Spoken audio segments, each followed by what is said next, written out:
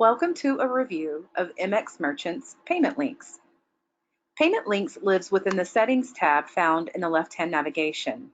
Simply scroll down until you find the tile labeled Payment Links. Here you will be able to manage and add new payment links. First, you can choose to add a new payment link by clicking Add Payment Link in the right-hand corner. Here you can choose to enter the general information found for the payment link, and then you can also choose to enable custom fields.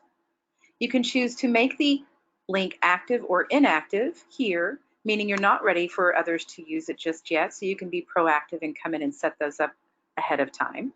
But if you are ready, then you'll just go ahead and leave that set to active. You'll name the payment link whatever you'd like. So if this is going to be the one for folks to stop by and pay their monthly pool service fee for $54.99, you could name it monthly pool service fee, if that's the fee you charge to everyone. And then you can describe it here. So let's say maybe this is going to be the one for $54.99 a month. I can also choose to enter a URL that I've had a developer create that will redirect my customer once their payment is successful, and I can do the same if the payment fails. So just know that you do have control to kind of take that customer over to a page to let them know additional information if you'd like. You can choose for the amount to be a no limit. You can choose to charge a specific amount, which is what I'm doing, or I can choose a set range amount. I can also choose an expiration date. So if I'm only going to maybe allow this special to run for a certain amount of time, I can do that, and you can come back and change the expiration date at any time as well. Here you can then also choose to enable custom fields. So notice that under enable for this payment link, I can choose yes or no. I have my custom field set here, the field type, and if it's required. So I can choose to enable the custom fields that I've already set up here if I'd like, and I'll show you where you can set those up here in a moment. So once you've completed this information, you'll click Save. Notice it says the payment link was saved successfully, and also I have a link here. If I click on the link, I'm taken to exactly what the customer would see if I was to take this link and email it out to the customer to pay. Notice the amount is already entered and cannot be changed. It's a basic credit order form, if you will. So I'm going to enter my payment amount, or sorry, the payment amount's already entered. I'm going to enter the credit card number, the CVV2, the expiration, zip. Everything you see with an asterisk, of course, is a required field. All of the billing information, and then the reCAPTCHA information to just ensure that they are a real person. They can also choose to receive an emailed receipt. So this is exactly what the customer will see.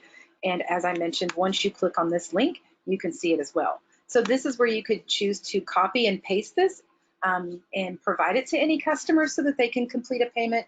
Or again, if you'd like, if you scroll down here, notice now we have an embedded link button. So this you could provide to a developer, or if you're aware of how to embed a link, you can do that yourself. And then that will allow the link to show up on your website, allowing customers to stop by and make that payment at any time.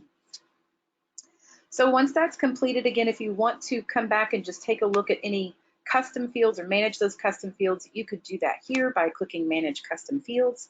I can choose to come in and add any custom field I'd like. I choose the field name.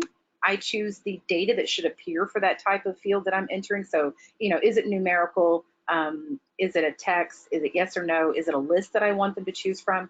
And this really gives you the opportunity to gather additional information on that customer should you need to. And we'll take a look here at a few different custom fields we already have set up to give you a few ideas. Next, you can choose if you want that field to be required. Most custom fields are typically not required, but you certainly could if that's something that you're wanting to maintain for your customers. So notice here I have account number, which is required, date of service, which is optional, description as well, which is just a text field, first and last name, so I can gather their customer information.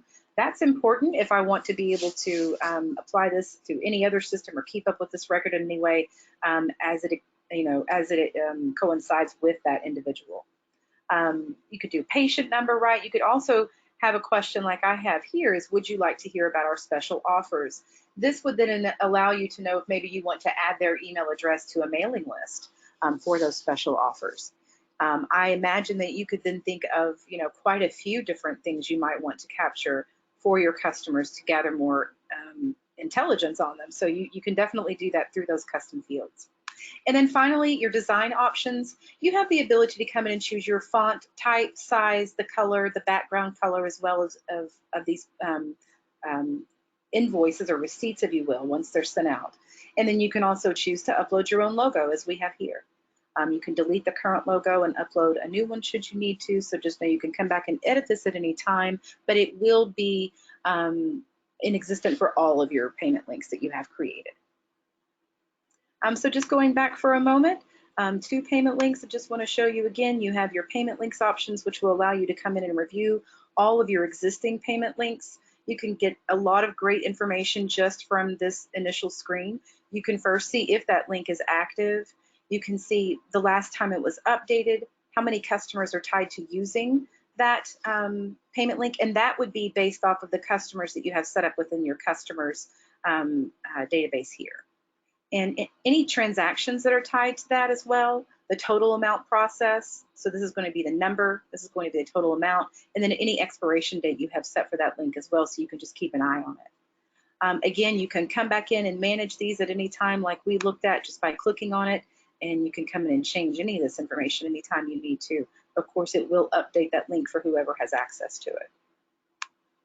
So that is payment links. I hope that helped provide any type of solution that you're looking for in regards to allowing customers to come by and stop and pay either via your website, or if you're needing the ability just to email that link out for customers to pay. So thank you for your time, and we hope that this video helped.